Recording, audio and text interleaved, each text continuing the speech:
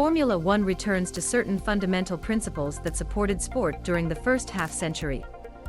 The regulations have been regularly modified every few years to increase security in part, but to prevent a team from becoming dominant with its design of engine or chassis. Around the turning point in auto global Millennium, car manufacturers were courted by Ecclestone, believing that they would bring stability to the grid, but they demanded their flesh book. Large car companies have huge R&D budgets as well as deep annual spending capacities. For them, repeated regulatory changes would see these investments in their F1 technology erode too quickly, and their competitive advantage has eroded too quickly. Ferrari was the first team to win more than 4 tracks of consecutive manufacturers during the previous half-century of F1 racing. They totaled 6 between 1999 and 2005.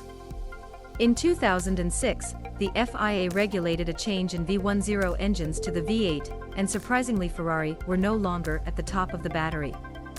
During the following 4 seasons, engine manufacturers have adapted to new regulations. 3 different teams and 3 different food units won F1 world titles. Renault and Red Bull then controlled the regulations of the V8 engine and the combined package of the Red Bull chassis, and the Renault Intelligent Engine package provided a 4-year victory sequence for the Milton Keynes team from 2010 to 2013.